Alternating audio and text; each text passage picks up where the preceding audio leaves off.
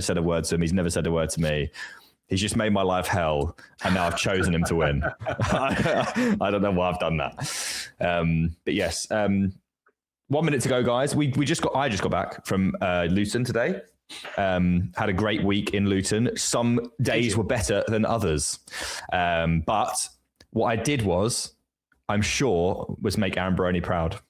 You did. I actually want to talk about the 888 poker series there because you cashed the main.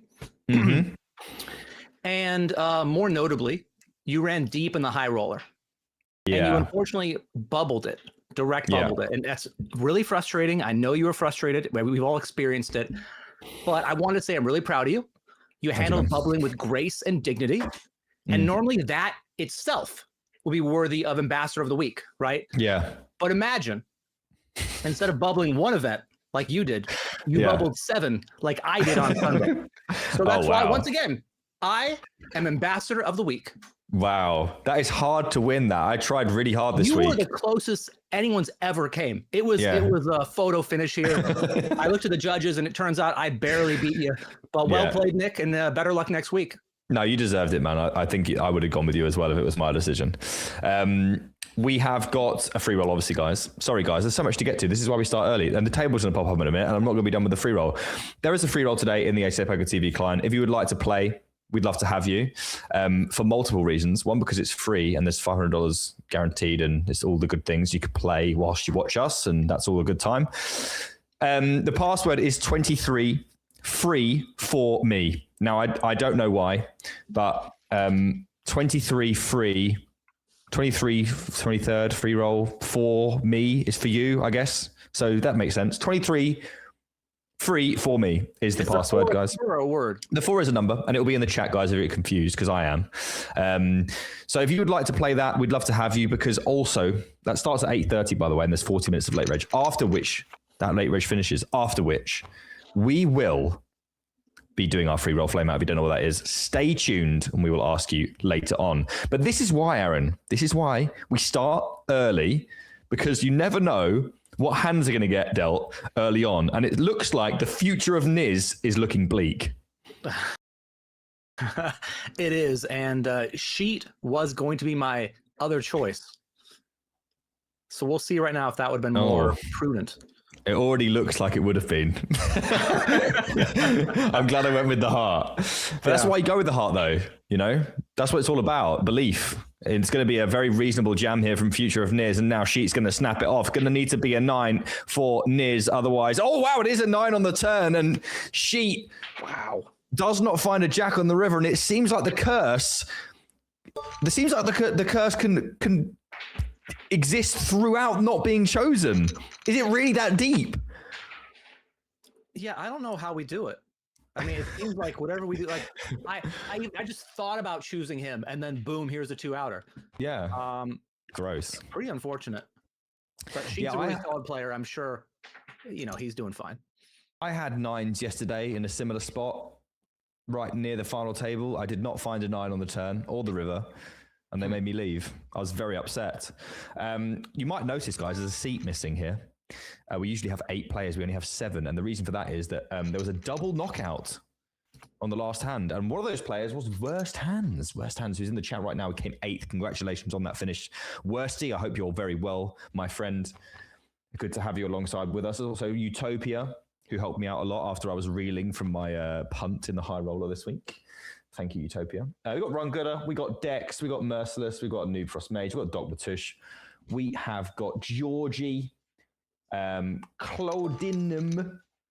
Some of these names are hard, guys. Jackson's here. How you doing, Jackson? Noodaloo, Sannon, Boxwaxer, Natras, who really enjoys not winning giveaways, MP, 3N Glenn. Good to see all of you. Sorry if I missed anyone. Mississippi, Piano Cat, Vic. We love having you all along because we have such a good time with the show. So welcome along, and hopefully we can bring you some high octane action over the course of this evening as Jackson here with an opportunity to do some things and some stuff. 60k big blind here. It decides to just call out the small blind. Could be, you know, good hand to shove in there. You are the shortest stack. You want to take some risk, some shots at it. There is a $500 bounty still in play. which will affect calling ranges just a little bit. Yeah, a tiny bit. We do have a 10K bounty every single week in the Mystery Bounty main event. And that was won by our 14th place finisher, John Silver, who has already won more than everyone here and will continue to pretty much, unless somebody has like 2K in bounties. So we have an 8,140 top prize today. It's always interesting to see that top prize. Pretty healthy one this week, I have to say. Yeah. Also healthy was the prize pool in Luton. If you guys didn't see, UKPL Luton was record breaking. I've been going to every UKPL since the start of the series over 2 years ago now. And we had about, I think it was like 150 more runners than the previous peak, which is absolutely crazy. Hope you guys all enjoyed watching that. Specifically me busting, I imagine. It looks like Jackson's going to go all the way to river here, and as C3H does have some showdown value, they do tap the table as well. And Jackson is going to pick one up for Aaron Baroni. Nice job, Jackson. Actually, might have got the max here, just because if he shoves it pre, he doesn't get that big blind call behind. I thought, is it Chase No 3? Is that what that is? Could be. Sure. Lost the minimum. Raised, flopped a pair, realized small blinds range pretty strong there, just checked back his third pair. Here comes my pick, my begrudged pick, Bluffing Baldy, spelt with one F. It's like he knows how much I hate grammar mistakes. Bluffing. Yeah, Bluefy Baldy. We're going to get a 3-bet here from Uka Bukas. I know that I've picked Bluffing Baldy, but go on, Uka, get him. Fight the good fight. You set it up in a way where you can't win, but you also can't lose. Exactly. I do like those situations. Get wrecked, Bluffing Baldy, as they do fold the Jack 10 suited there. Interesting fold. Yeah, it's one where I understand folding because of ICM. You're deep enough to flat. You also could consider doing some 4-betting there. I think it's all fine. When stacks are bunched together and you're up against somebody who might 3-bet wide, either positions or because of your read on them, I do like to take more of the aggressive route. Because if he wins that pot, you know, he's up to like 2.2 million, close to chip lead. Yeah, absolutely. Here comes Bluffing Baldy. They both have Queen Jack. Both of our picks here. Usually in this spot, the player who's more aggressive or the player in position wins. Now we have one of each, so we'll see. Yeah, well, suits will matter as well, as we see 2 hearts here for Bluffing Baldy. Obviously, that will give them a little bit more hope and traction in the hand, a little bit more potential, not just to make hands, but to also potential to bluff on future streets, which gives you a lot more playability, than Jackson has here. No direct equity to anything in particular other than just 2 overcards. He has not folded. When you call the Queen Jack here, it's usually to make a play. Unfortunately, this turn card is much better for Baldy because he has the flush draw, and if he bets again, he might just win this pot, even though they both turned and open in a straight draw. Yeah, just as we were talking about on the flop, this Queen of Hearts giving so much playability to Bluffing Baldy here. Jackson does pick up a straight draw, but on that 3-heart board, it's going to be much less inclined to volunteer this 269,000. And does the Lecter folds. He shows the Queen of Hearts. He's that guy. He just shows cards. He gets under your skin. He's been under my skin for 4 years. Well, when a player shows you the Queen of Hearts there and you folded Queen High, you feel pretty good. You're like, well, I was probably dead. Yeah, that's when he true. opened the Queen 8 offsuit, come on, man, grow up. Well, Bluffing Baldy opens a lot worse than that against me. I'll assure you that for free. We got Ace Queen here under the gun for C3, and the future of Niz, who I did think it was looking bleak for Niz, but it looks like Niz found their way out. And always brutal to lose a hand that's worth that much in equity and just raw money, isn't it? Like the jacks versus 9s. Overwhelming chip lead versus, nurturing one of the shorter stacks. Future of Niz here is going to continue with this 5-4 of hearts, though. Yeah, expect him to do a second pair here, backdoor straight draw. And we'll just have to see in what fashion that takes. It's going to be a raise. Check raise to 420 here. Obviously, C3 going nowhere with top pair and top kicker. Yeah, I do see some check raise here with like second, third pair type hands. The problem is for a lot of people is what do you do when you get called? And on this turn especially, he improves equity, I guess, to a straight draw.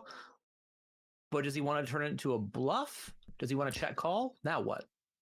Yeah, it's super awkward turn here to navigate for future of Niz. 6 of spades does give him the straight draw, as you said, Aaron, but nut flush draw now for C3, who is going to be feeling pretty good after seeing check from Niz.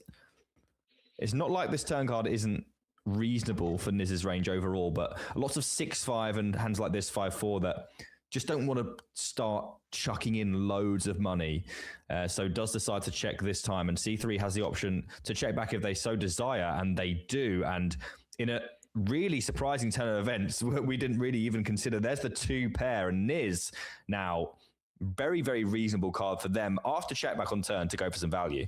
Yeah, and I know it feels uncomfortable to value bet 2 pair on a board like this, but when your opponent checks back and raise from under the gun, they don't really have that many hands like a 7 or a deuce in their range.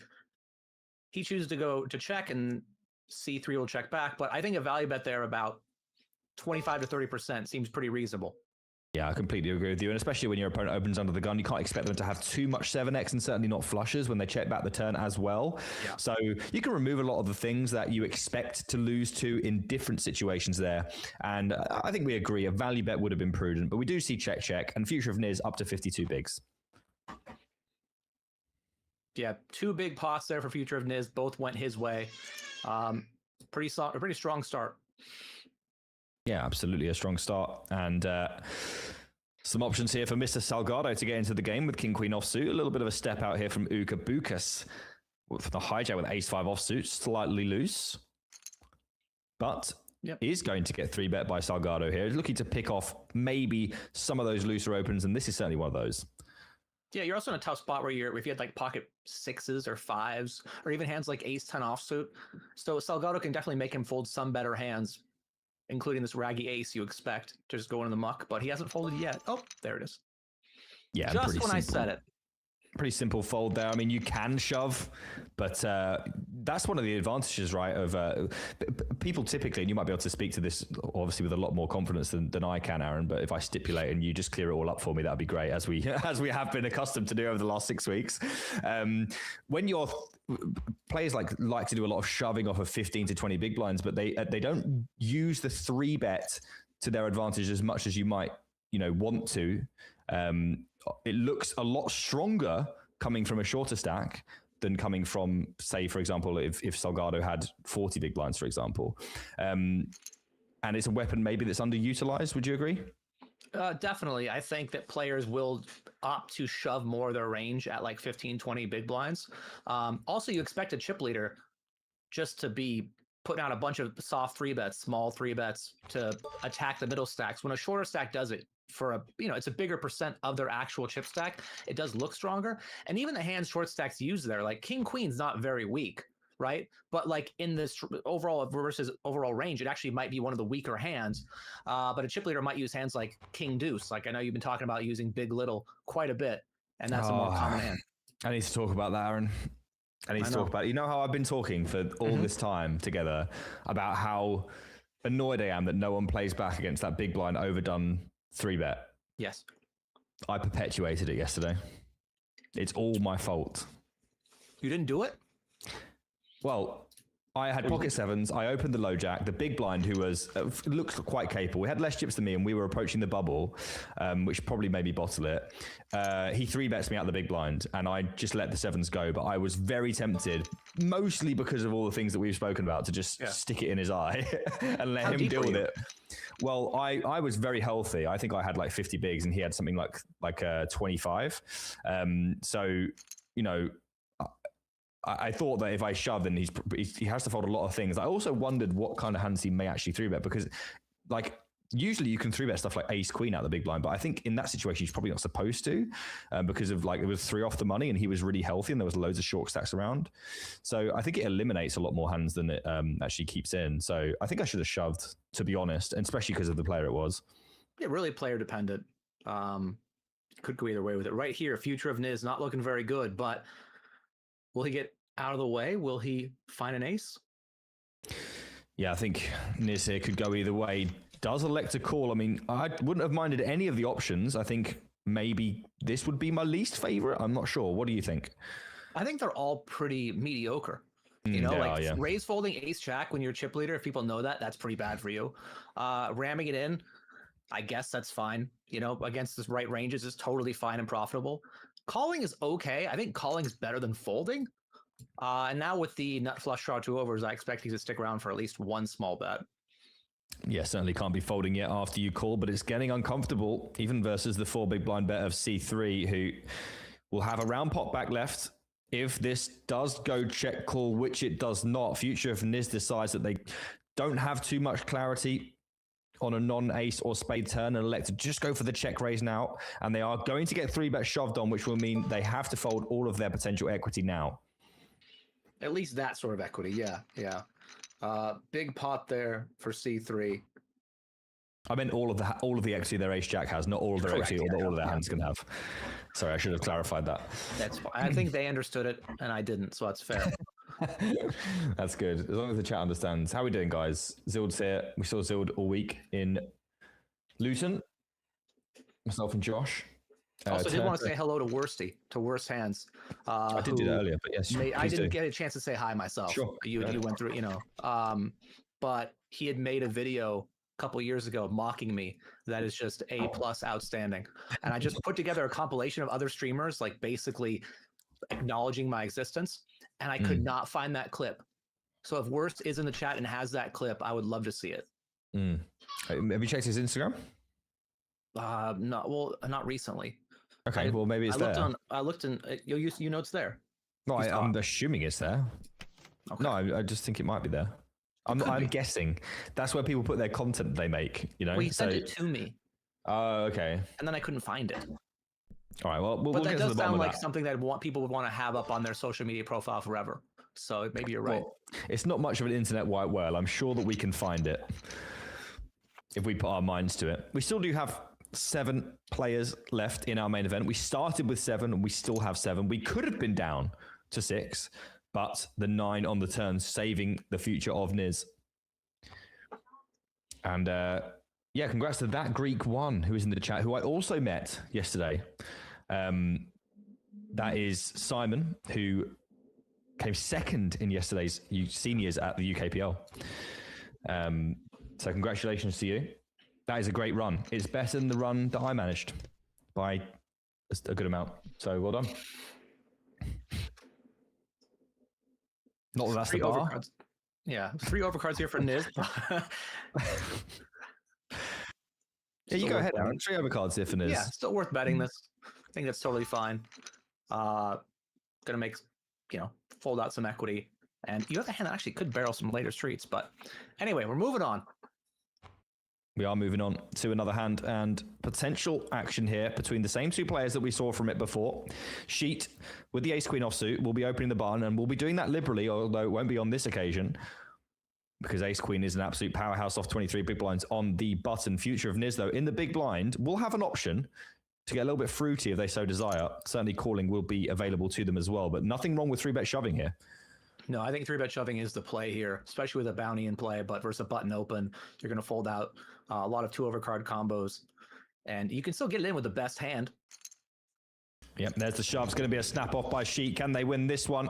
They didn't win the last one. There's plenty of equity, but only 32% left after the deuce of clubs turn, but a queen on the river, and the money goes back the way of Sheet. That is 1-1 in all ins, and Sheet will feel that's justice done.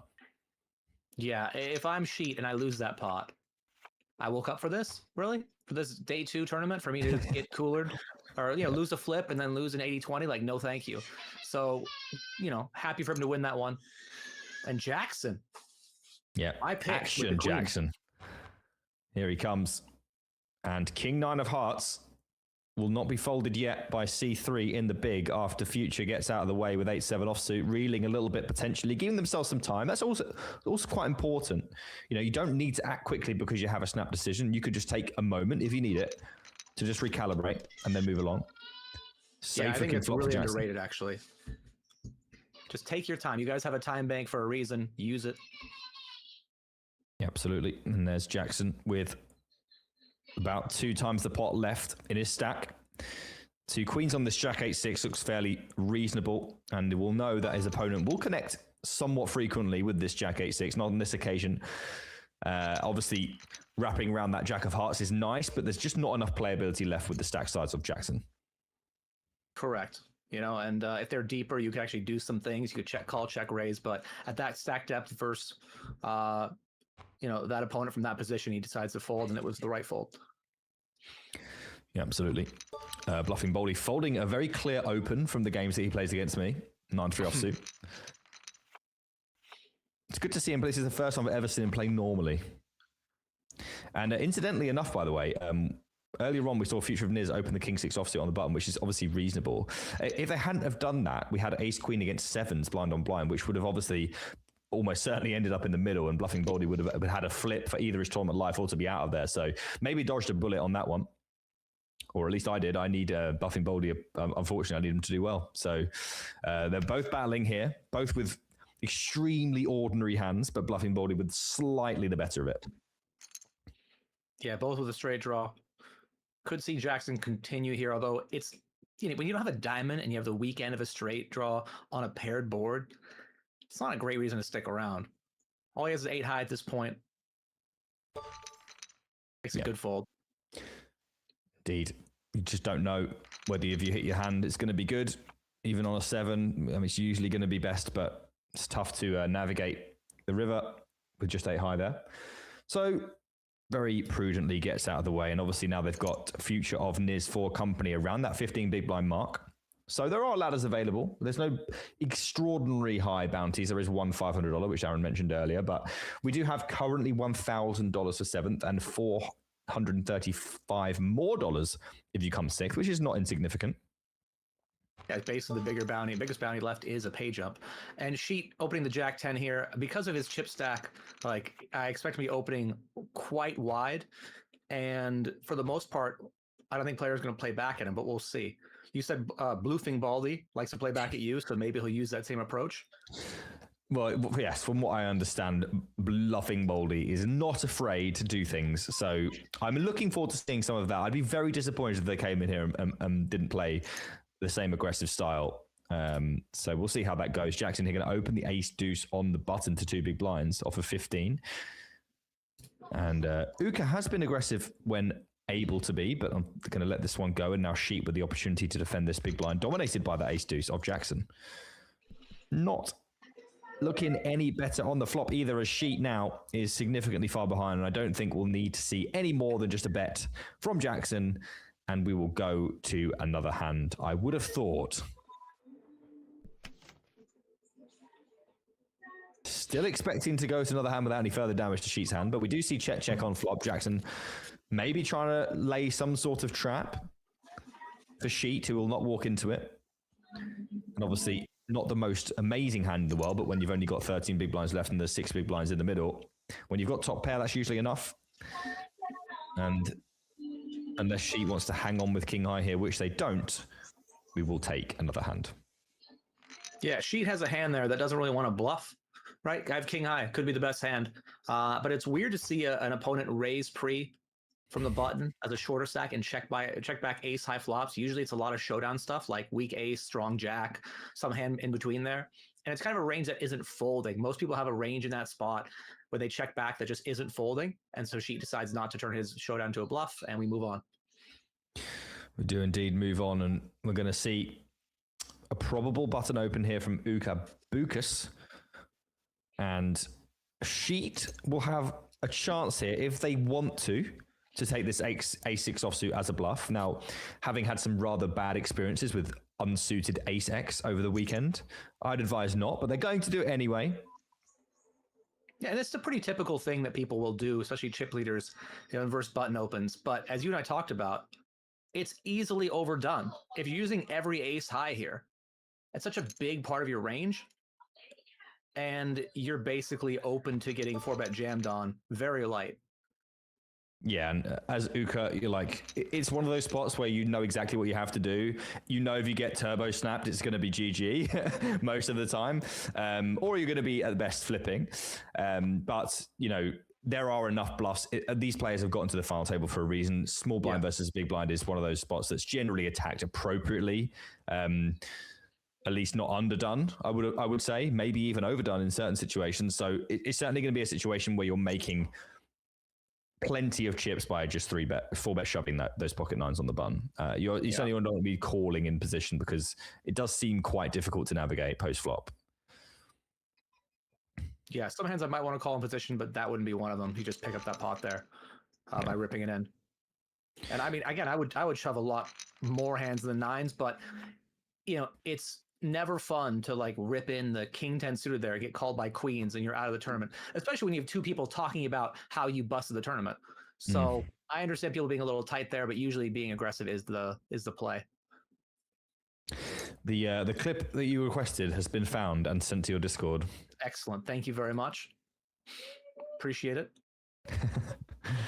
Miss Salgado here with their second opportunity to enter into a pot on this final table. Just going to take the same opportunity they did last time. It's a 3-bet on the button. Last time was king queen off. This time with a hand they will not be folding to a 4-bet shove. And it's your man Jackson with that ace 8 suited.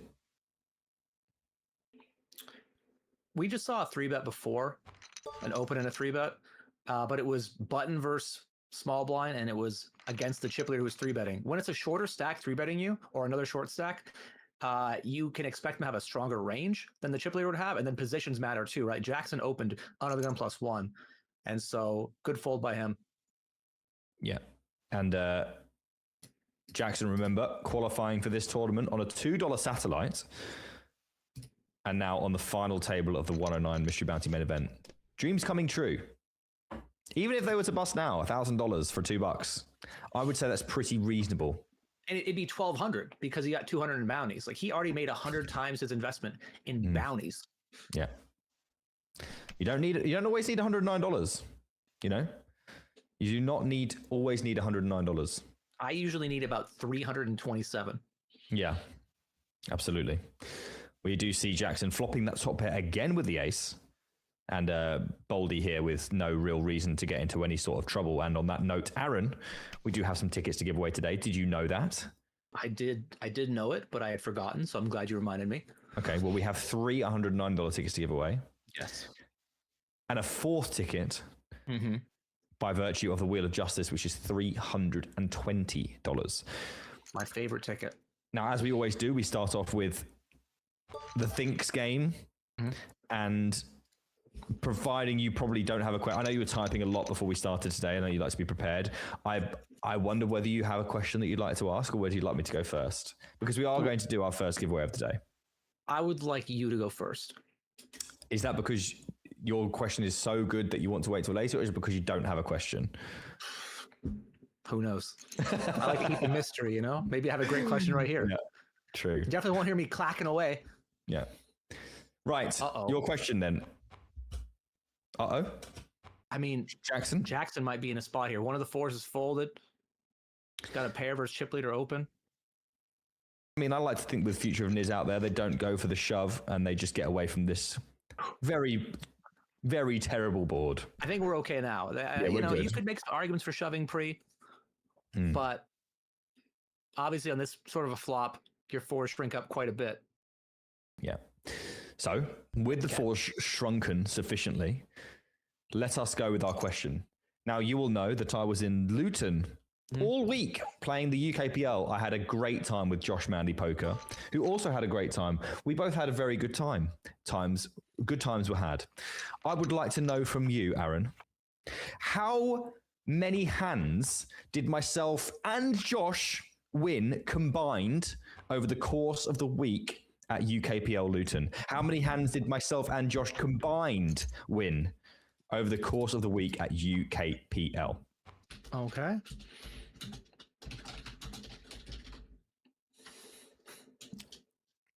Now, if you were following the UKPL guys, you may have a slight better chance because there may be some information about how far we got that is relevant to this question. So don't blame me if you don't know the answer. Tops are here for C3, but I don't think we'll be getting any value out of 10-8 of clubs here. Uka using up some time, but certainly no reason to be hanging on in this situation. Remember, guys, our free roll starts in 1 minute's time, just while Aaron is thinking away here. 1 minute You can register for it now. You can then register for another further 40 minutes after that. And if you would like to play, that free roll password is 23 free 4, the number 4, me. And that will get you into the free roll. And we'd like to know later on about your free roll flame outs. More information coming after today's break. Okay, I have my answer. I will submit it to the overlords. There's only one overlord. Aaron's answer is locked in, which means that we will, once we close this giveaway, find out who has won today's competition for you guys. In the meantime, poker is happening, but no one busting yet, Aaron. Half an hour into today's stream. We did start with 7, so maybe they're compensating for that because we started shortchanged. Yeah, and we're a couple levels away from, being fairly short here on this table. That's the issue when people don't bust, is that stacks get shallower and shallower. And then you have like maybe a chip leader with 22 bigs, and then it gets pretty exciting in my opinion. I know a lot of people don't enjoy that sort of poker when it gets really shallow, but as someone who played like sit and goes for years, I'm really used to playing shallow ICM spots, and I find it really fun. Yeah, absolutely.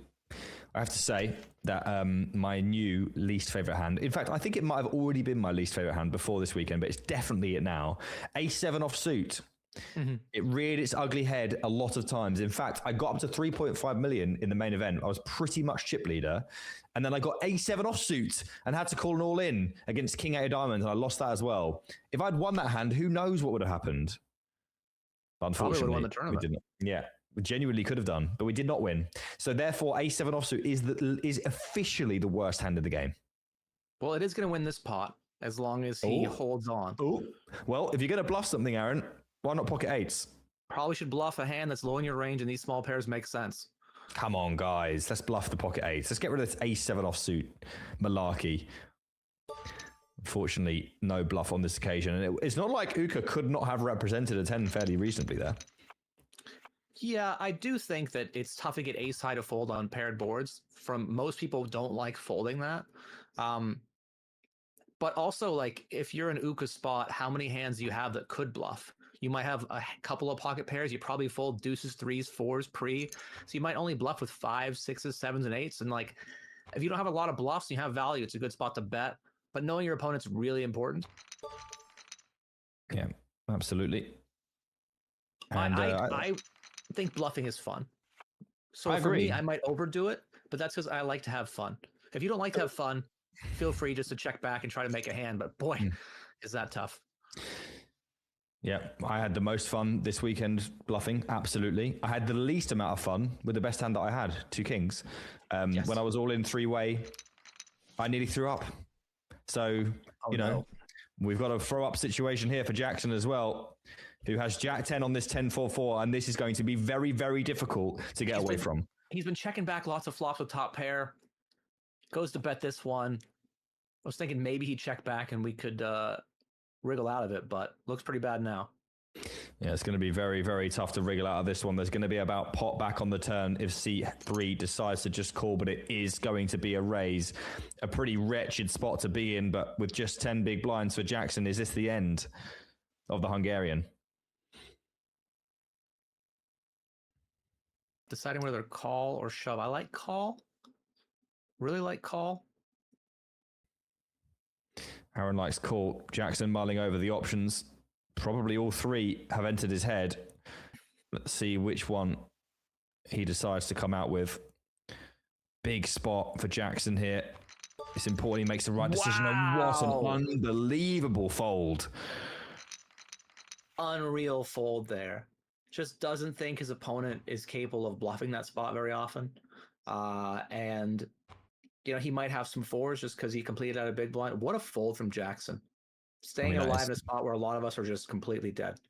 That is an incredible fold. I mean, you could argue that on this occasion, it's an incredible fold. And if you do that all the time, you're obviously going to be in trouble. But, as we can see, absolutely correct on this occasion. And C3 won't believe it if they saw it. I actually thought check raising there wasn't going to be great because you're not going to get paid off by that many worse hands except worse 10s. It turns out You're not getting paid off by that either. Yeah, I mean, wow. I mean, where do you draw the line as Jackson there? Like, surely there has to be some 10 that you go broke with. You know, maybe the line is literally Jack 10. Yeah. Yeah, maybe it is. I mean, again, like we saw him checking back most flops with top pair. And I was like, I don't know why he keeps checking these back. And then the first time he bets it, he gets raised. And instead of, a lot of people just stick with their hand. They're like, look, my hand's good enough. And a lot of times it is good enough, but not there. Great fold by him. Absolutely. So we did ask you a question, Aaron. You did. You asked me a question about how many hands in Luton did you and Josh Manley combine to win? Mm-hmm. Yes. So I thought about it. So what I know is that you both played the high roller and the main event. I don't know if you played any side events. I don't know how many times you played the high roller or the main. I assumed you both put in 1 bullet each to both tournaments, 4 bullets total. And you both ran deep in these tournaments. You did final table bubble the high roller, but Josh final tabled it and min cashed. You both ran deep in the main event as well, I believe. So that's a point for more hands, but you also both suck at winning hands. Like, you're just bad at winning them. You do you play well, but you're bad at, you know, the luck part of it. So I had to make an adjustment down for that too. I assumed you both won about 15 hands each in the high roller and 30 hands each in the main. 90 total hands. There you go. 90 is the official answer from Aaron, which means that Stevie the Chef with 91 is closest. Honorable mention for PokerStars Hungary, who had 92, but it's not good enough for the ticket. A $109 ticket going over the way of Stevie the Chef for a very good guess. Some good working out there, Aaron. We did have 3 bullets each in the main event, but very few hands are won on the first 2. So I don't think you'll be far off. Yeah, bullets, like, if you're in for 3, 1 and 2 didn't really go that well. Yeah, exactly. Well, here we go. Uka with ace king suited here in a pretty reasonable spot to just go ahead and pop these 30 big blinds in, even in the face of having 2 short stacks on 8 big blinds, does decide to go for the non-all-in on this occasion. I always find the non-all-in interesting off this stack size, because is anybody ever folding? Is anybody cold 4-betting, putting in 45% of their stack and folding to a shove? And if the answer is no, you probably just rip it. So I think just shoving is the play there, unless you plan on folding to 2 jams. I wonder. I mean, oh, wow, he's going for it. Oh my God. C3 reads this as weakness, the non-all-in, and Uka has not called yet, because as we can see, there are 2 players with 8 big blinds, and Uka does not want to be out next, but they've got ace king suited. They have to go with it. It's an ace high board, but C3 needs a 5. Otherwise, it's going to be a full double for Uka, and it is ace king holds. What a crazy hand. I just gave a speech about not doing the 4-bet because you're not going to fold. But it did give C3 a chance to make a move at it, thinking, you know, maybe he thought maybe he will fold. You can't fold when you're all in. When you're not all in, you are allowed to fold. So it worked out perfectly. And boy, do I look foolish.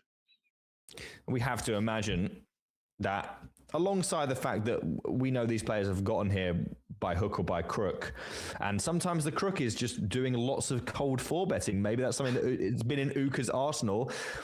Unfortunately for Jackson here, they are going to be called with their ace-9 of spades, and they're going to need help here, Aaron. Sheet here with the best hand, but there is help on the flop with the form of the 9 of hearts, and now just a 10 is going to help Sheet, and it's not there. Jackson survives. The curse could be fading away. It could, and there was a 9 already dead in Uka's hand. It was not looking good. And Sheet was my other choice. He's been on the wrong end twice now. He's got the money in 3 times. Oh, this could be interesting as C3 with 2 7s off of 12 big blinds very reasonably could shove here. Bluffing Baldy could very reasonably call, and then something even more reasonable could happen behind, and that's that 2 kings could put in the rest. Bluffing Baldy here with a chance. Wow. Let's go of the ace-jack offsuit, something that I'd never seen him do before in my life. I'm definitely going to be picking on him next time I see him in my chat.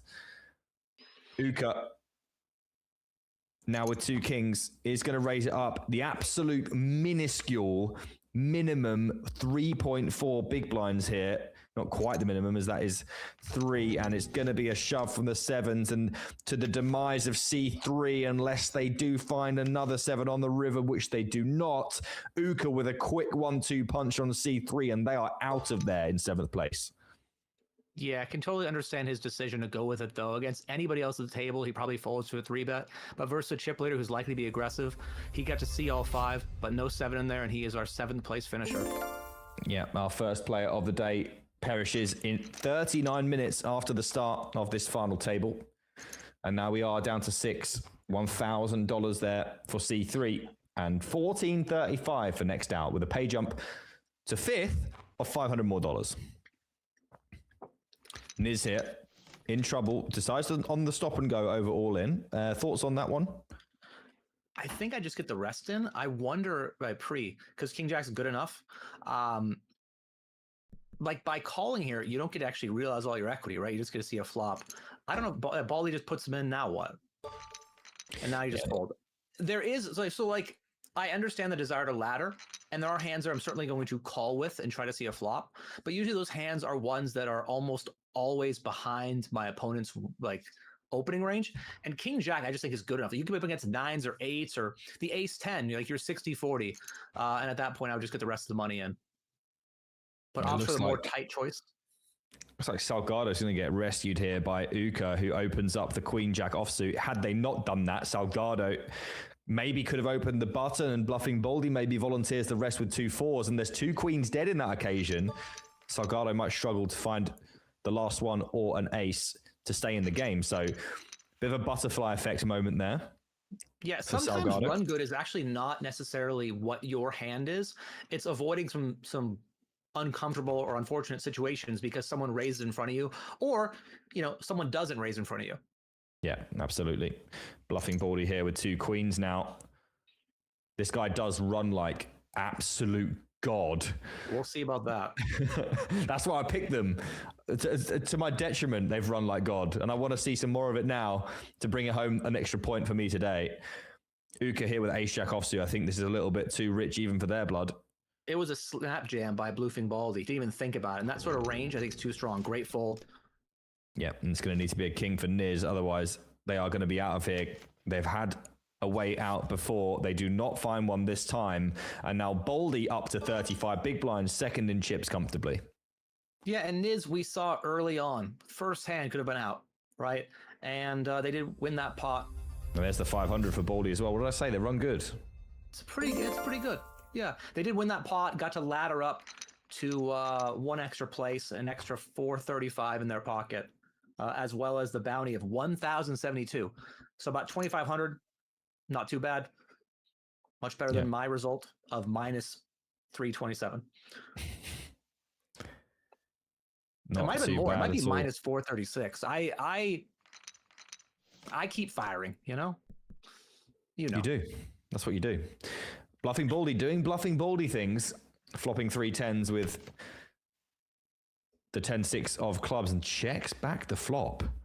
Really like this check back versus a chip leader who's likely to apply pressure against a middle stack. He doesn't do it here, but that's what he was hoping for. He was hoping that the chip leader would just attack a lot of brick turns on a board that's not great for him. Yeah, and Uka, I guess, just deciding their hand is just way too dusty, not enough equity to be leveraging bluffing Baldy on the turn here. So they are just going to check fold, which is great timing. Yeah, great timing by them. It definitely would have trapped me for a bet. Like, yes, he has low equity, but you can't just always fire when you have a flush draw or a straight draw. Like, you want to be betting when you have low in range hands. And 7 high is pretty low in range on a board that's decent for you. So I would have went for it, and I would have lost money. Good check by Uka. Yeah, you'd have probably lost about 38 big blinds, I think. I can't bet that all on the turn, but whatever I bet on the turn, put a heart in the river. Oh, yeah. I was giving you the river already. Oh, wow. Ace is here for Uka. Already our chip leader. Doesn't look like anyone will get into any significant trouble here, but Uka will be hoping that someone makes a misstep to aces. Salgado going about their business nice and quietly, by the way. Still on 17 and still in the game. And as we are aware, the current payout for 5th place will be $1,975, almost that 2K mark, which I assume all these players will crest with the use of their bounties as well as part of their prizes. Mm-hmm. Yeah, now the biggest bounty's gone, that 500. So now it's all min bounties. It's all about laddering and pay jumps, which makes it play more like a straightforward tournament. Yeah, absolutely. Sheet here though. Ace 8 of diamonds.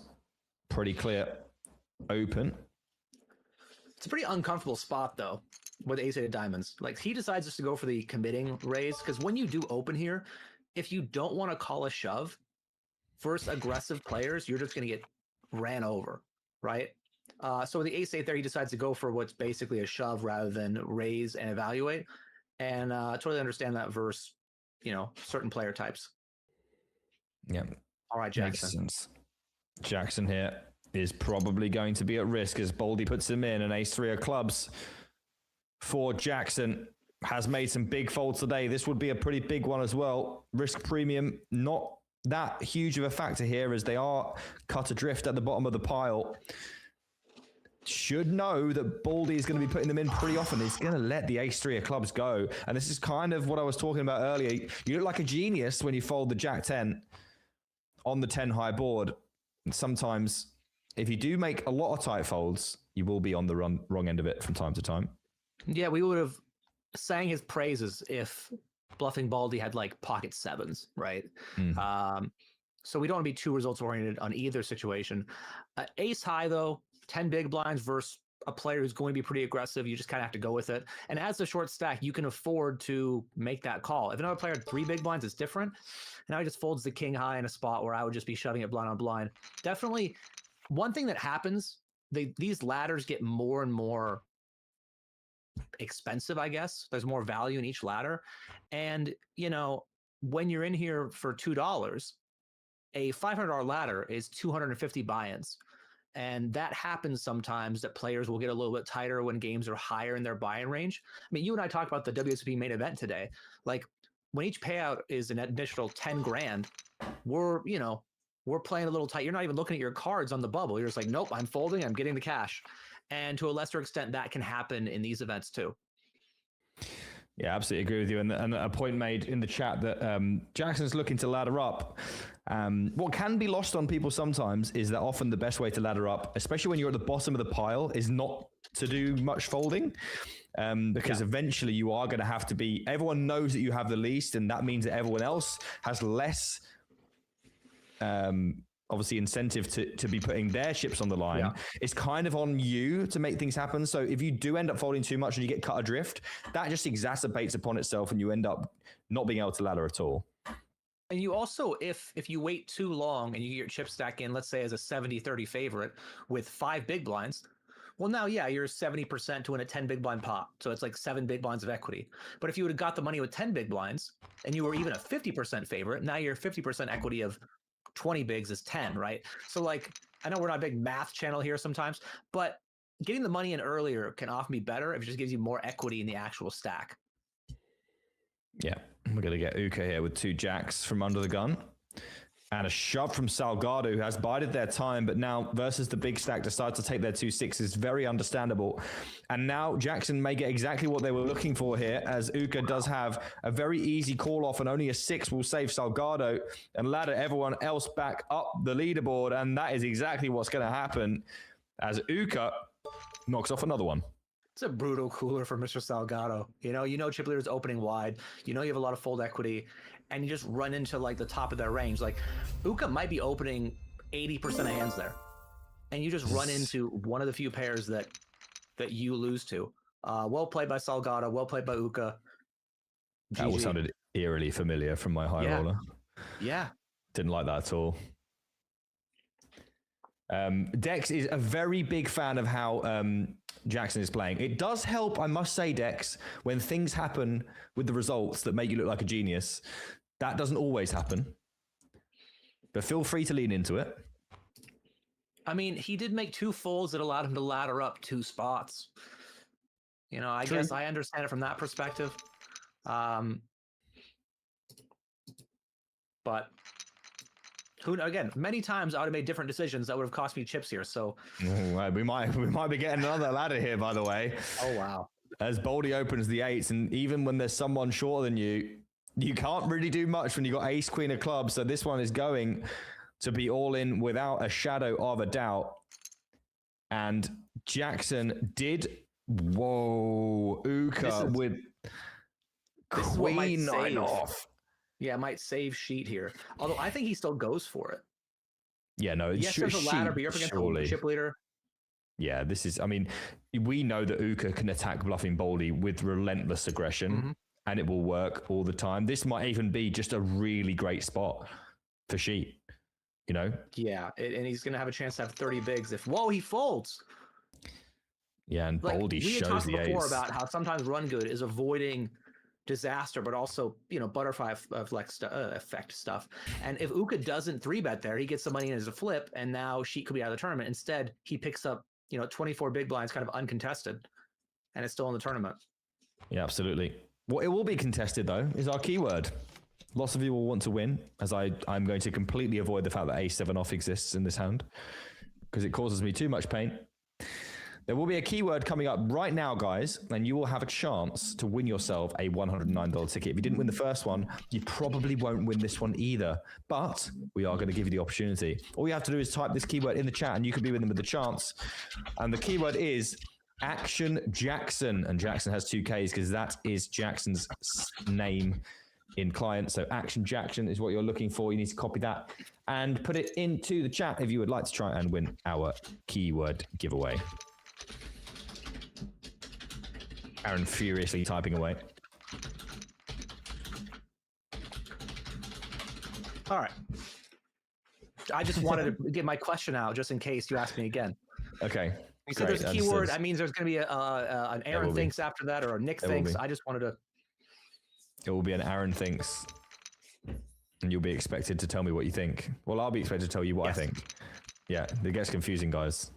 You were talking to them, and I realized I had a perfect question, and so I wrote it down. Yeah, I understand that, because there's nothing more annoying than having something like perfect to say and then forgetting it. There's nothing more annoying.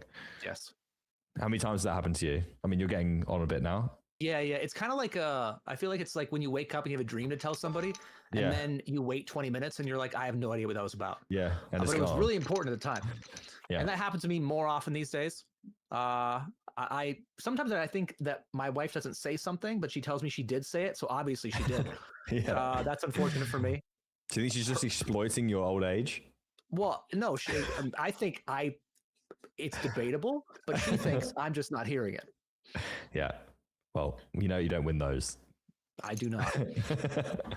All in from Uka, who just puts the ultimate pressure on, knowing that she has to call super tight with Jackson behind on 7 bigs. And by the way, that situation where she did shove and Uka folded was an absolute disaster for Jackson. It was. He thought, you know, I might get my ladder here. And even when Uka was getting, it was 7 big blinds to call into a pot of 24, you think you're going to call there pretty often just because of chip EV. But he went for the fold. Even with queen 9 versus ace queen, you're getting the right price. You just really don't want to be up against aces, kings, or queens. No, absolutely not. Uka, though, playing, must be said, a very, very solid final table. Not really any missteps. Obviously, you cannot really legislate for the queen 9 offsuit that, you know, decided to pressure the other stack that is the biggest in the room, and it didn't work out because someone woke up with a hand. Doesn't mean it wasn't a good play, and I think they've been generally on point so far. Well, yeah, and just that hand right there where bluffing Baldy folds the button, it's part of the reason he folds because of the pressure the big blind can put on him, and the big blind has been 3-bet bluffing clearly, and so you're not going to be opening as many buttons, and the effect of that is that, well, he opens Jack 3. Yep. Jack 3 from Baldy. Sure. This is more like the Baldy that I know. I was just talking about how he's going to be playing tighter, and I look up like, is that Jack 3? Maybe it's because it's versus big blind and not versus the chip leader who's small blind, but yeah, you generally get more credit. Uka thinks better of the Jack 8 this time, and Baldy's going to get one through. And I guess what Baldy's thinking is once Jackson folds, you know, all you have to do is avoid getting, you know, 3-bet by the small blind, and sheet's going to be super disincentivized to battle with you. All these players now, except Uka, pretty much waiting for Jackson to get out of there some way, shape, or form. Yeah, there's a pretty big pay jump here. 4th gets 29.75, 3rd gets 43.75. And a limp here on the button from Uka. Do you want to talk about this one? Because obviously this is way above my pay grade. Well, I think this actually might save Sheet, because if he raised, I think Sheet just goes with it versus wide button open. So the idea of limping here, I suppose, is, you get to play this pot in position against two players. You don't really want to raise call bluffing baldy or raise call either player with fives. However, the problem is that I would say, you might have actually stacked Sheet by opening here pre. This does, I guess, lower variance a little bit by limiting the button, and fives are a hand you can use. If players aren't playing back at you, though, it gets to be a little bit fancy play syndrome. Like, you could just raise the button there with nearly anything, and it's going to work very well because of where Jackson's chip stack is at. Oh, no. Wow, Sheet just straight rips it here into the small blind of Baldy, and now Jackson may find another ladder out of absolutely nowhere. And there is a queen on the flop, dead on the turn for Sheep, who's out of there. And we're down to 3, and it has to be said, that's probably a misstep there from Sheep, given the current situation of the table. It's definitely profitable to shove there. It's just a question of, am I better off raising? Now, if we thought bluffing Baldy was going to just attack him relentlessly by opening, then yeah, maybe raising's not great. But we hadn't seen anything from him that made me think that, so I think I would have gone with a raise. Regardless, Sheet was my other choice to win it. Fantastic player. Good game to them. Yeah, and we are 3 left in this main event. We'll be back in 5 minutes, and we'll be bringing you such things as the flame out and another Aaron thinks, so don't go anywhere. Or Nick thinks. 888 Live Madrid. Vamos.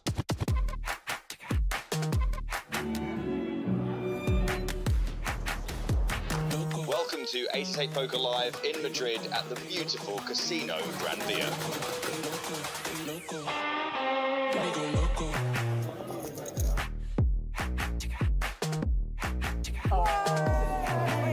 The main event attracted 360 entrants for a near €275,000 prize pool and €50,000 for first. Let's go!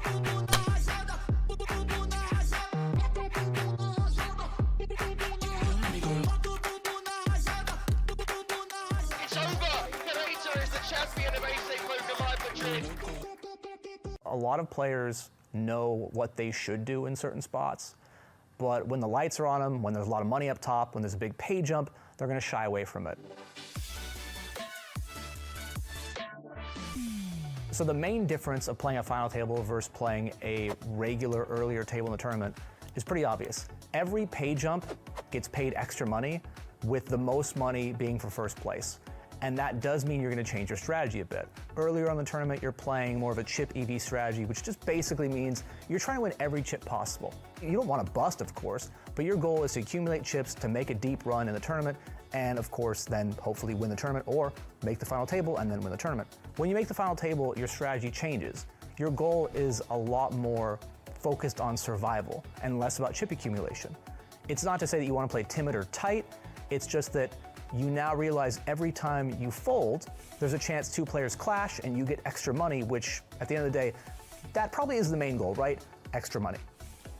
The most common mistake people make on final tables is not recognizing how much value there is in actually folding and laddering up. And so they play a style that's closer to a style they were playing before in the tournament, trying to win every chip, win every pot, take every small edge, where you can actually print money by being a little tighter and letting the players around you bust. It's the difference between playing a chip EV style and ICM, where in ICM, you're more concerned with laddering because that's where the money is. Playing a final table is sort of similar to playing the actual bubble of the tournament earlier. You're trying to avoid the bigger stacks so you don't want to bust. You're trying to put pressure on the stacks that are smaller, middle-ish stacks, especially the ones who actually are capable of folding. Your cards do obviously play a role, but situations seem to matter a little more. If there's a player who's a little too tight, you want to go after them. They're a little too loose, you want to stay out of their way, because yes, you want to win the tournament, but you don't want to bust right now. You've probably heard about ICM and wondered, what is that sort of thing? And it is somewhat complex. We could talk about it for eons, really. Imagine you and another player at the final table with massive stacks. Everyone else is very short. If you get ace-king and they go all in, and they have a hand like Jack-10 suited, you're like, I'm ahead. I'm 54, 53%, whatever it is, and you might think you want to take that spot. But you also don't want to bust when there are 7 other players who are really short, because if you just hold on and do nothing, you can almost guarantee that you're going to get 4th, 5th, and that's a real money difference between 9th and 5th.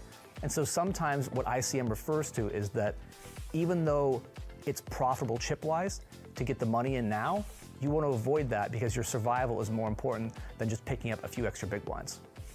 There's such a big edge to be had when you play heads up overall, and I find most tournament players don't study it. And they don't study it because they say, well, I'm not there very often anyway, and I have other things to worry about, and once I've made it to that point, I'm pretty happy with what I've won, so who cares? I mean, fine if you don't want to win the most money possible. What was really important in my own development was actually playing some heads up, and it prepared me for those situations. And if you think about the difference between first and second place, it could be a couple hundred buy-ins. It could be tens of thousands of dollars. It could be hundreds of thousands of dollars. If it's at a big series, it could be millions. And so, yes, you might still walk away with second place money, but if you studied that a little bit more or put some effort into it, you could have 30% more, which sounds pretty good. I think when it comes to preparing for a final table, I think it's more about preparing yourself, actually, for the moment, than looking over at some sort of sim or solver. Because a lot of players know what they should do in certain spots, but when the lights are on them, when there's a lot of money up top, when there's a big pay jump, they're gonna shy away from it. Removing all the distractions, all the things like that, and just focusing on what play is the best to make, and as long as you know what that is and you can pull the trigger, you're gonna do well. 888 Live Madrid. Vamos.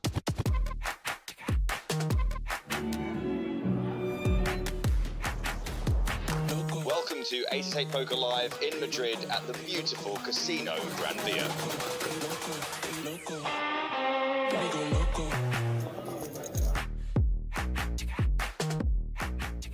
Welcome back to the main event. I'm Nick Eastwood alongside Aaron Baroni, and we have had some action so far, and we are going to be kicking things off with a little bit more now. Jackson cut adrift, to say the least, here in third place. They'll be pretty happy with the third place, but I think this will be where things end. A dead 5 in the big blind, bluffing Baldy with ace king. Now could win with a 4 as well. Jack. And if they don't, then I will be taking, oh my word, there's a 4 on the river for Jackson, who finds another way out. Could have busted earlier on, found a 9 on flop, and now finds a 4 to stay alive in this tournament. 11 big blinds now. Yeah, healthy now. You know, 1 double up really gets him back in it. You can still ladder with any stack, really. Much easier to ladder with 11 than 5. And they are going to shove now. They're finally finding their voice. And this one's going to get through. We did have a winner of our keyword, by the way. That was River Boss. Congratulations. You have won that $109 ticket. We do have one more to give away this evening, and we will do that later on in the show. We're going to get an open here from Ace 8. From Uka and obviously Baldy, even with Jackson behind on just the 12 big blinds. Pocket 10's such a powerhouse, 3-handed. There's no way we're doing anything but 3-betting here. And Uka, by the way, we've seen them be very aggressive, given the fact that Jackson's still lingering. Do they find anything here? No, they don't.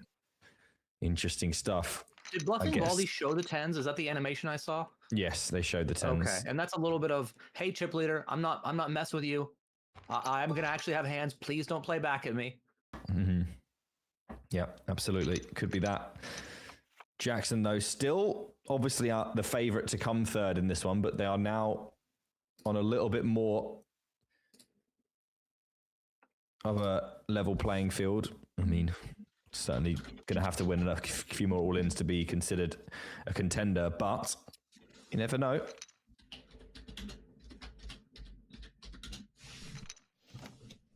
Uka going with the limp, which is totally fine. I think you can play a really heavy raise strategy here, though, just because of the ICM and put pressure on Baldy. Like, if Baldy has hands like king, queen, king, jack, those are probably still going to just call. But limp stab is fine. I think that there's a lot of pressure to be put on players when there's a very, very short stack to the table. And Jackson has been short for quite a while now. And so Uka can, you know, apply pressure pretty liberally and get it to work. Yeah. And Jackson will have to continue to be, you know, somewhat active here. Ace-4 offsuit will help out the small blind. A pretty comfortable shove for Jackson. And it will work. As Uka, with just the Jack-8 offsuit, can't be calling off 10 big blinds.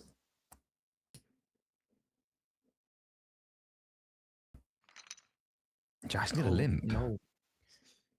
Going for the trap, I guess. I mean, I'm not sure exactly what they're hoping for here, as there is going to be a check and falling behind on the flop now to the Jack-8 offsuit, which obviously we would have cleared out with a shove. Yeah, the thing about shoving pre is that you push out hands like Jack-8, and yes, you're ahead of Jack-8, but it's like, 58-42. You're not crushing the Jack-8 here.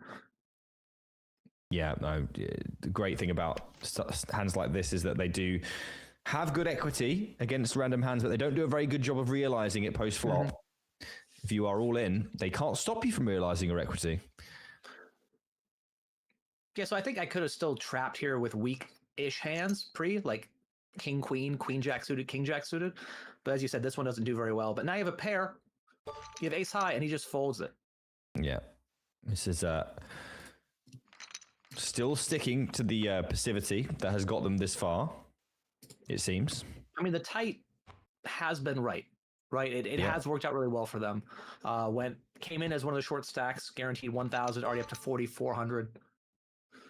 And just a fold from Uka-Buka.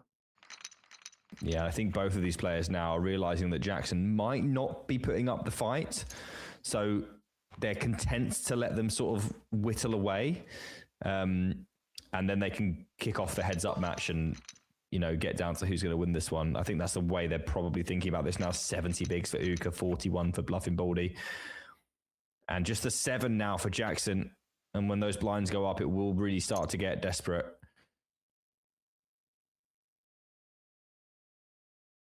Yeah, and Baldy opening the Jack-9 here, pretty reasonable. Uka's hand is so bad, I assume he just folds. But again, it's another good spot. If you covered my cards up here with a 9-4, it's a great spot to put pressure on the mid-stack. And I definitely understand that you don't want to get out of line with 9-4 because it's just complete trash. But sometimes poker is more about the situation than your actual two cards. Another shove spot potential there for King 7 offsuit on the button for Jackson, who decides not to take it. And they are dwindling a little bit now, Aaron. Your pick. And there's nowhere to hide really because you're paying the big blind every third hand.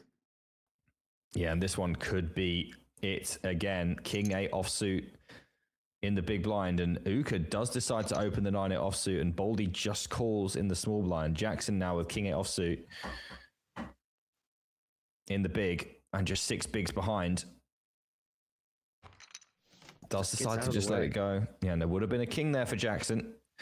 I think you just do want to be completing there. It's like you're so short. You realize so much equity by seeing 3 cards there with your stack, and you would have flopped top pair. I think tight worked out well for Jackson over the course of this table. I think we might be leaning a little bit too far into it now, potentially. As we need to make chips, Aaron. If you don't make chips, you are just going to come third. It's already a very big stretch. I mean, you could go all in and lose immediately, but sometimes that's just how it is. Done very, very well to get this far. Yeah. And there's still one ladder left before heads up. Yeah, just one more ladder. But it's going to be a tough ladder to realize now with just 5 bigs. And we haven't seen Jackson willing to get it in just yet. We'll see what it takes. It won't be your 3-2 offsuit. I know that much. And maybe they're just hoping for a big almighty cooler. It still can happen. Definitely. Uka really, though, hasn't played aggressively against Baldy since the Queen 9 debacle, where he 3-bet him and got shoved on. This is the first time they both have really some playable hands here in the blind-on-blind battle.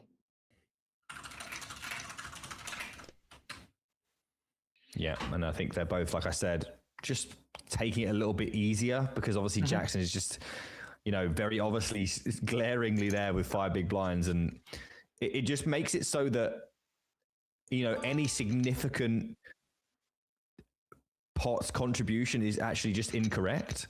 Yeah. So it becomes just a situation where everyone's just correctly folding all the time until Jackson's not here anymore. And now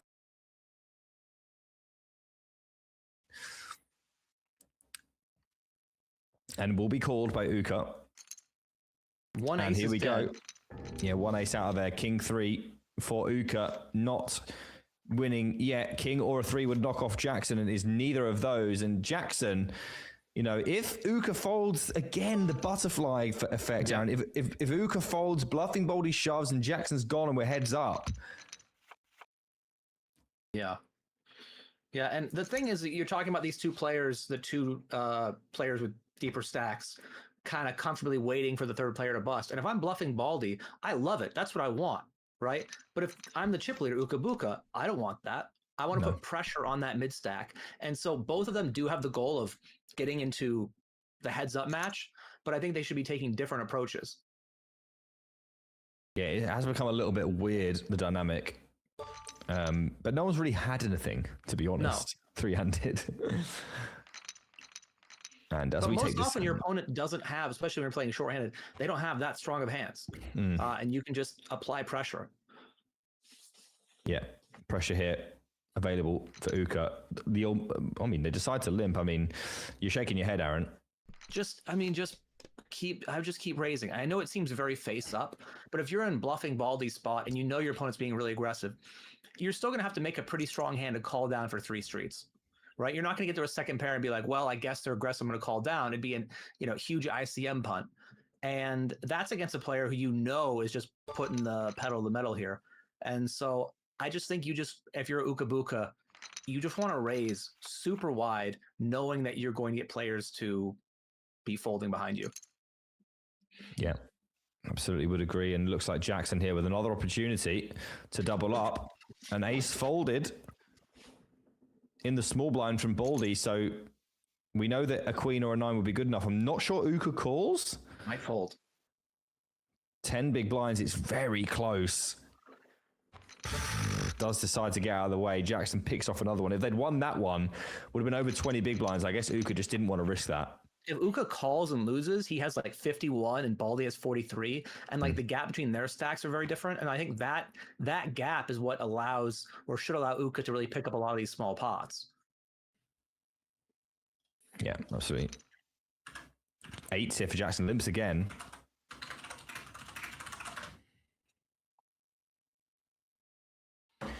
And it's going to be it's going to be ISO. Jackson gets the trap off this time. Clear shove now for Jackson. Put it in, all of it. Yeah, all you can eat. This Jackson doesn't need help with this one. This one does itself. That one's beautiful. Up to 17 big blinds for Jackson. It's not over yet for Jackson. And after all this time hanging around, they are still in there with a chance. Guys, some of you might not still be in with a chance in the free roll. And that's okay. Do you know why? Because we want to know why. Why are you not in the free roll anymore, guys? It's this week's free roll flameout. I want to hear, guys, from you all. How did you bust the free roll? Why? Who? When? If? And how does it feel to be out of the free roll? This week's free roll flameout entries are now open. I will choose 3 of your flameouts. I'll give them to Aaron, and he will decide this week's free roll flameout champion. And that will be 1 week of being the ! flame command in the chat. This current flameout is by J2 I Love You, and that is I free bet with ace 10, 4 bet from king 7, I shoved, and flop king 7 gur. I don't suck, I get sucked, LOL. That is this week's flameout so far. So we would love to hear from you guys. What your flameout is this week. How did you bust? Why? Volunteer your anecdotes to us. We've got Kino in the chat. Hello, Kino. Oh, wow. Nice to see you, Kino. I appreciate that. Thank you very much. Massive spot here for Baldy, if he can find the call. Uka's tripled it. 2x pot shoves the river. That's incredible. And you were asking for this exact aggression, by the way, Aaron. You wanted to see exactly this from Uka. I missed what was going on that hand. We saw a massive overbet shove on the river. Baldy can only call with very, very, very good hands. And unfortunately for Uka, Baldy had one. Yeah, I thought I might have raised pre, but it doesn't really matter. Like, I thought Uka played it well. I don't know if I 2x pot shove the end, but people love doing it. Definitely want to apply pressure, and you just ran in one of the few hands that not only beat you, like everything beats you, you have 6 high, but you've got a blocker to a flush. Your opponent shouldn't have that many jack 8s or queen jacks. and he just had one of them. Yeah, Baldy. I mean, in my experience, Aaron, I know that I've said this a lot, but in my experience, Baldy always has it. It doesn't matter how you got there, what you're in, what kind of situation you're in. 4-bet pot, 3-bet pot, single raise pot, 5-bet pot, 6-bet pot with the offsuit 7-gapper. Baldy will have it by the end, and they had it this time as well. And they are now an overwhelming favorite to win this tournament, by the way. And you know what that means, Aaron? I mean, I do know what that means, but I don't want to say it. You should say it. It means that I would get 2 points for this week's player choices. Not only that, I think it would be the first win any of us had. We've never had an opponent win. No, we haven't had one winner. And do you know what? It's so sickeningly poetic that it will be Baldy that wins. Maybe. It's disgusting. It's not over. The only saving grace is that I picked him because I couldn't have bared it if they'd won and I hadn't picked them. And they're going to win anyway. Guys, if you don't know what's going on here, Baldy has frequented my cash games over the years and tormented me significantly to the point of driving me to insanity. So I chose them today because if they won, I knew that I'd be annoyed if they won and I didn't have them. Jackson gives up the river here to the dismay of Aaron Baroni. You got to and bet. They both give up. You got to bet. You check call a flop with 10 high, right? It's not to realize equity 10 high. It's that your opponent checks back the king turn and the ace river. Those are good cards for them. Blind on blind. You just got to bet. You bet, you win. You have 22 big blinds. It's safe to say, guys, that Aaron did not like that one. I would prefer to bet. Oh, really? I think we got that energy. Anyway, you have had 5 minutes to enter into today's free roll flame out, guys. I hope we got a bunch of entries. I haven't been looking. Aaron won't have been looking either. I'm going to try my very best not to miss anything. Whilst I do this, Aaron, please make sure that nothing... Okay, thank you. Baldy's going to open the 9s here. Could be disaster for Uka if he decides to take the aggressive line with ace 3 here, which would be reasonable. 18 bigs behind.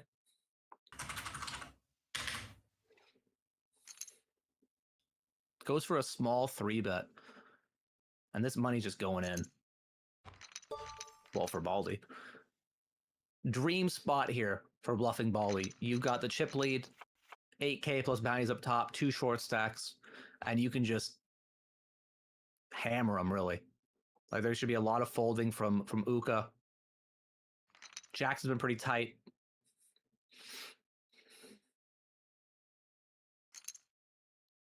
And Baldy just rams it in.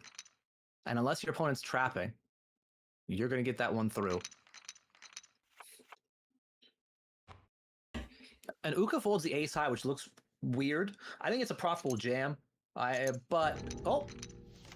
Jamming a call king high. Hold Jackson. All right, Jackson's still in it. Okay. And are there some good ones? It looks like we have some good ones today. I'm never allowed to look, so I just have to wait and judge by Nick's reaction.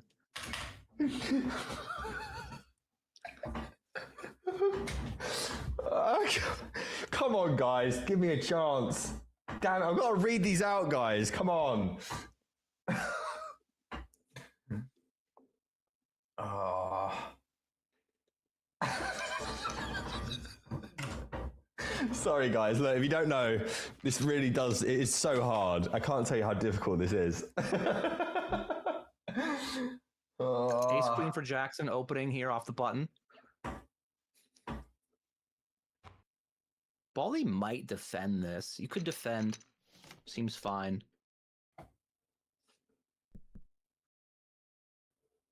Oh. Goodness gracious me, guys. Some absolutely sensational entries this week. This is going to be a tough one, I think. Jackson's checked back top pair twice. This time he has nothing. All right. I got 3. Okay. Sorry. Right. What did I miss? Okay, we're going to see if Jackson sticks around with ace queen for 1 straight. He does. And actually a pretty good river for Baldy to consider jamming it. He does block straights. He does block flushes. He's, probably not going with king high. And will your opponent call with top pair, second pair when there's another short stack? We're going to find out right here. I could tell you for an absolute fact that Baldy was never going to miss this spot. absolutely loves aggression and, any excuse to be aggressive. And they've got the best excuse of them all right now, which is ICM pressure. And they are going to liberalize that by shoving onto Jackson here, but they haven't folded yet. Folded. This would be an amazing hero call, an incredible call if he makes it. It would be pretty out of character for the way they've played this final table, but what a find this would be. I mean, don't find it in the end. This is the Boldy way. Just gets in your head, lives there rent free, and before you know it, you've lost your mind. Spoken like a man with a lot of experience. Yep. Nobody has given me more. Nobody, not one player in the world has given me more pain than bluffing Boldy. Not one player.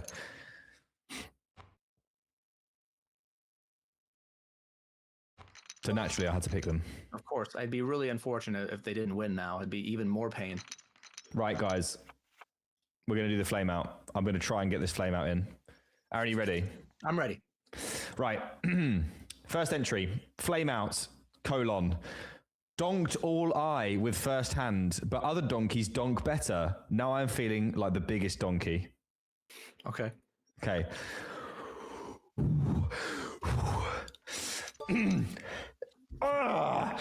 King, queen off in the big blind, in the BB, verse aces in the small, period, hyphen, got stecked off by a nit with 2 T's, whose VPIP needs life support, FML. And lastly, and by certainly hold on a second here. Okay. Jackson might call this one off. He is the short stack. He is the shorter of the two. Very good call here if it's with the ace-6. Reasonable. He does fold. wow. Okay. Okay, they do fold. Okay, Jackson. Gives me a chance to do this. Last entry.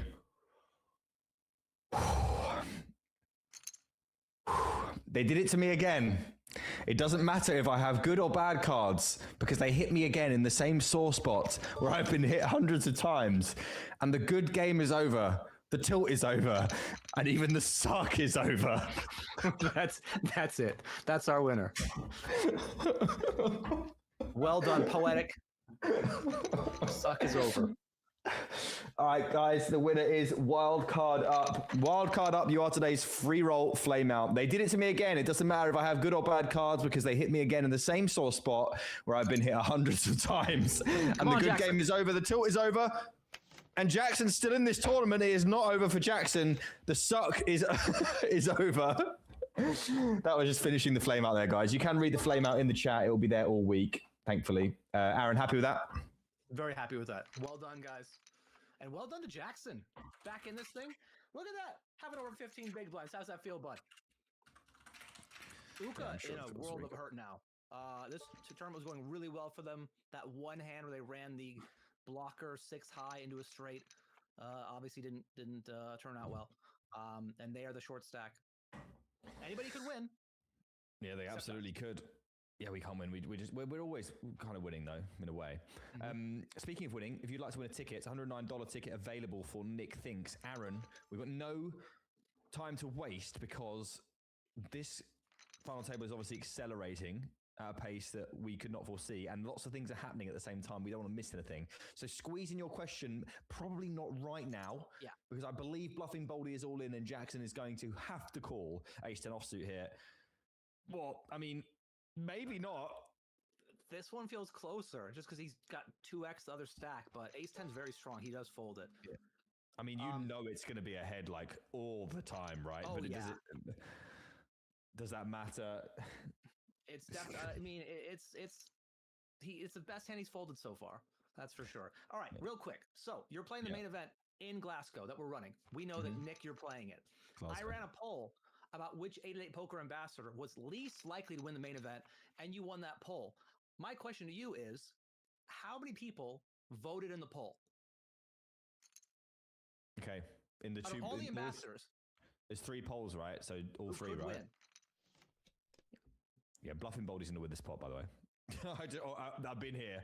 I've been here 100 times and 100 times more. That he will just find a way to win this hand. So how many people voted in the poll? Yes. That decided that I was the least likely to win Glasgow, even though I have the most recent pedigree. Interesting. Yes. It was interesting. And the last time I saw you play a tournament, you won that tournament. Yeah. And then I came 7th and 11th in the 2 biggest tournaments this week in Luton. But, you know, I'm disrespected, Aaron. We know. You know that. Yeah. How many people disrespected. voted in that disrespect? Yeah. I'm going to go with, I know exactly what it is. Ooh. Oh, just check calls the turn with the old 9 high and binks the top pair. That's Baldy. You can imagine why I've lost all of the will to play against this guy. Yeah, I mean, it's just erratic and always has it somehow, some way. Doesn't matter how they play it. Just brutal to play against, and they are. If being brutal to play against, Aaron, is very, very good for final tables, especially 300. It is. I've thrown in an answer, guys. You'll be able to win tickets shortly for that one. Wildcard Up is looking to whisper lime. I wonder what they're trying to say. What did I win? Probably. You won a command in the chat, and you will be thankful. Baldy all in, which they're going to keep doing, by the way. Buka's hand here, like, I know he's behind, but this hand might want to call versus super wide range when you're the clear short stack. He does call. Yeah. Going to call it off. Draw. And yeah, club and 8 and jack available for Bukas, but doesn't find any of them. And we're heads up. Our 2 players are heads up, Aaron. Unbelievable. Really well done by us. The script has been flipped. And yeah, really unfortunate for Uka, like just that one hand really shifted things. I kept saying, be more aggressive, and he was, and now he's out of the tournament. So who should listen to me anyway? How do you feel about a guaranteed $6,000 for paying $2 for a tournament, Aaron? How do you feel about that? I'd feel pretty good. 3,000 buy-in return. That sounds great. Sounds fairly reasonable to me. It just so happens that that's exactly what Jackson's done. Does that include the $200 bounty? No. Wow. $6,000 for second place. 6,200 then. So even more. Yeah. And we're fighting to the death here for today's picks. And this is a 2-pointer, Aaron. This heads up match. Do you want to chop it? This is a 2-point heads up match. I do not. Funnily enough, I knew Bluffing Baldy was going to win this because it's just how my life goes. It's just poetry. That's just how it is. Like, it was never going to be any other way. And I'm glad that everyone else got to see what I've been seeing for 4 years. That he I'm going to find everyone? some of those clips. Yeah, well, especially me. I got some very angry clips with Bluffing Baldy in them. I'll tell you that for free.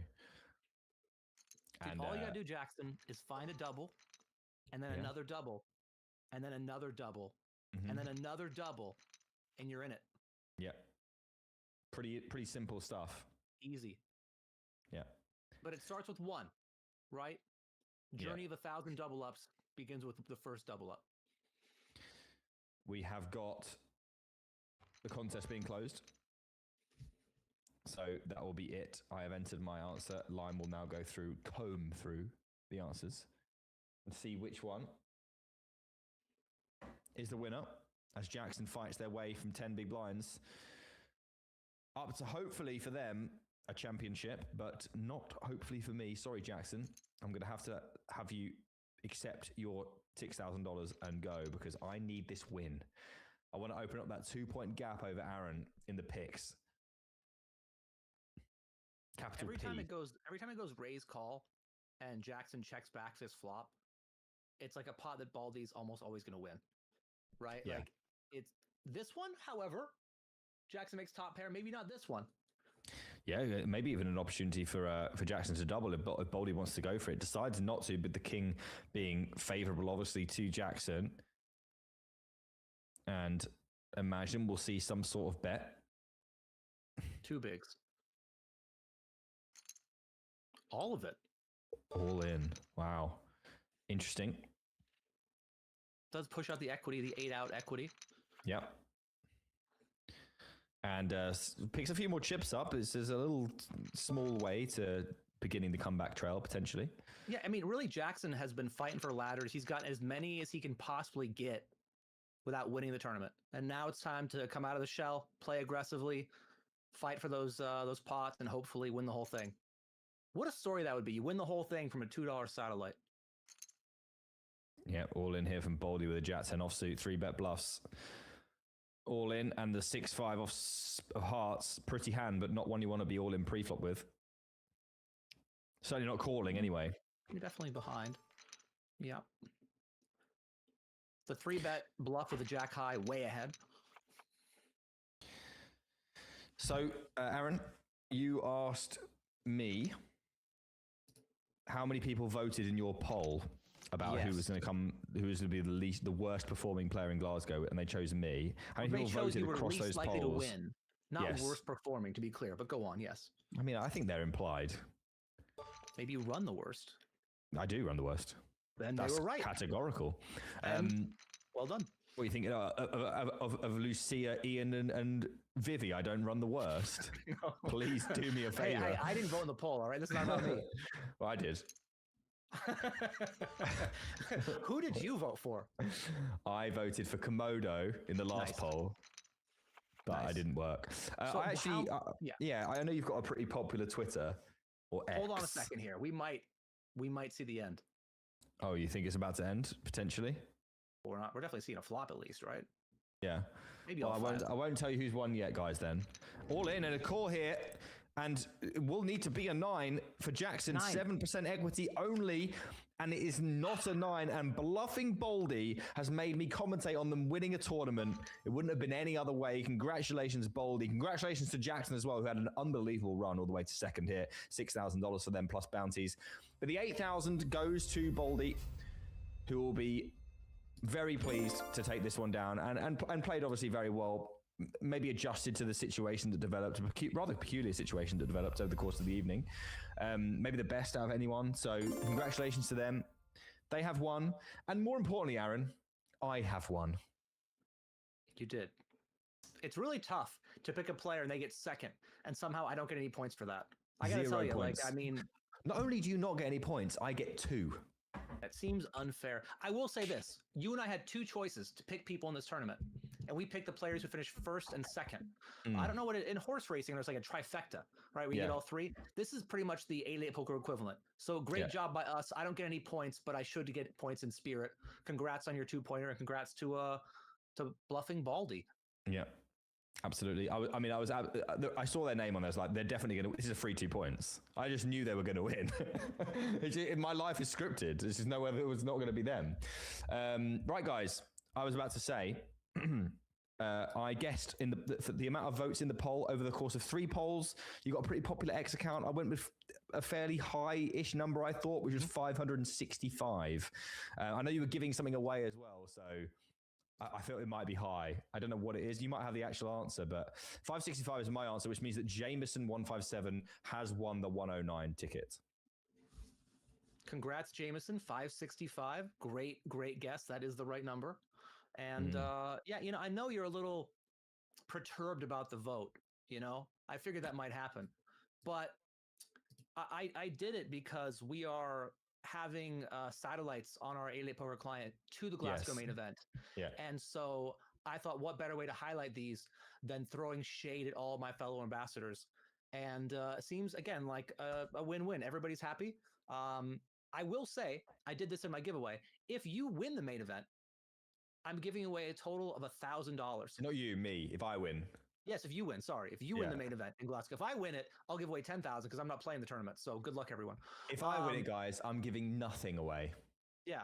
So you guys now need to root for Nick. Root harder than you've ever rooted for him before. If you want to win $1,000, you can check out more on my Twitter about that.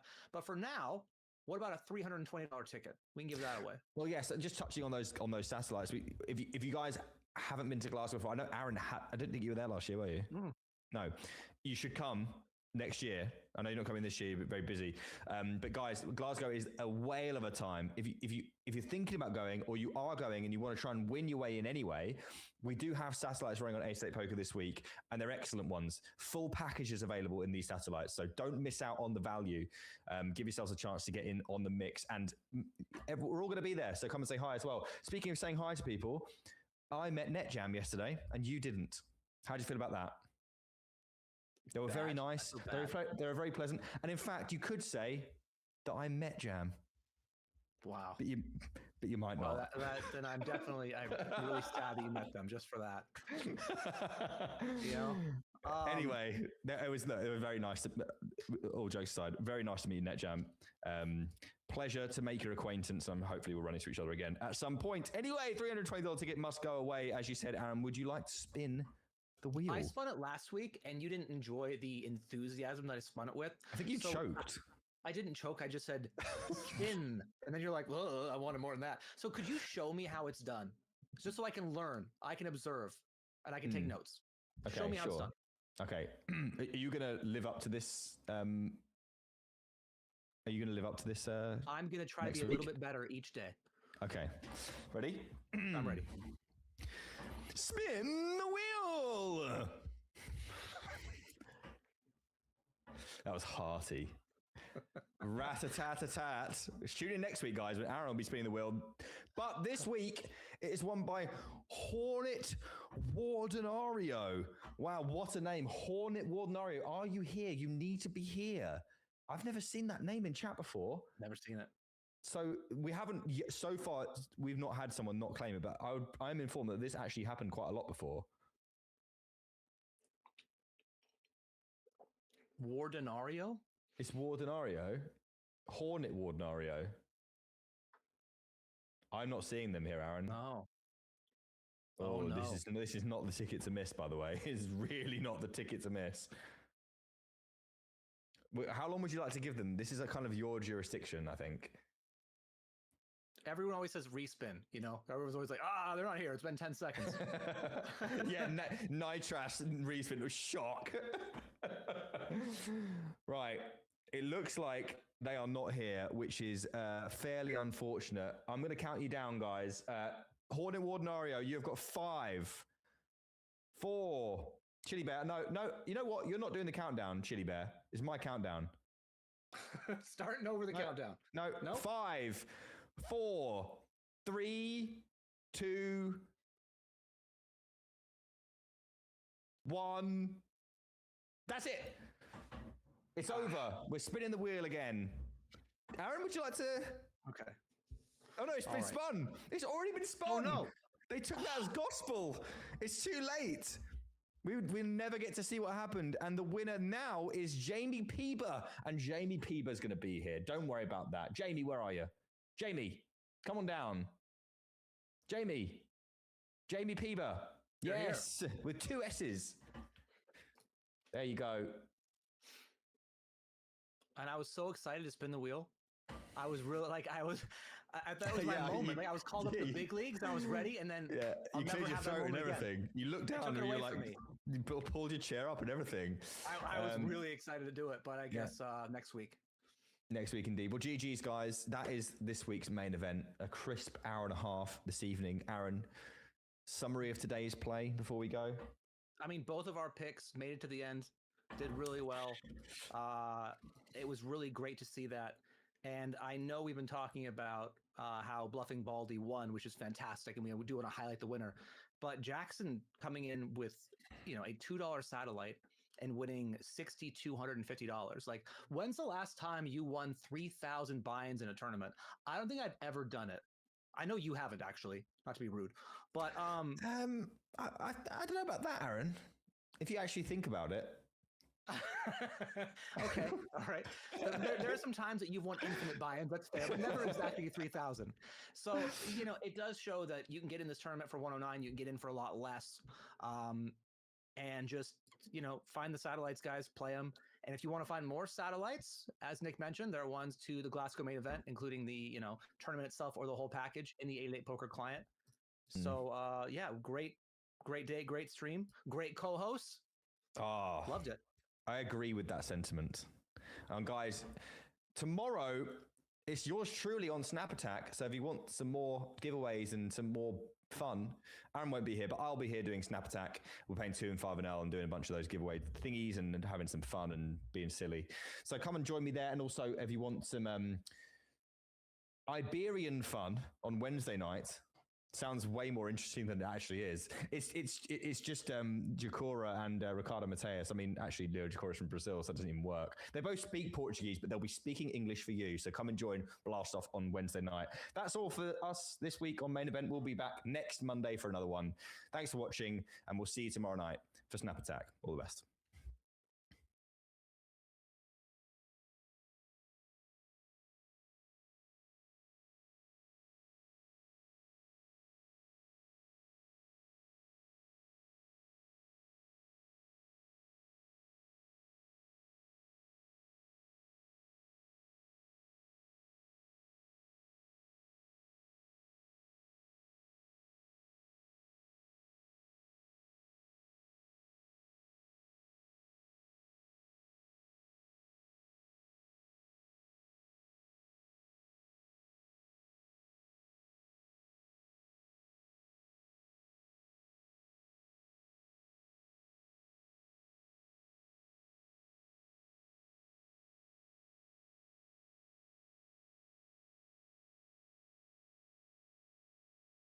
So Dessert goes for the B25 on flop, which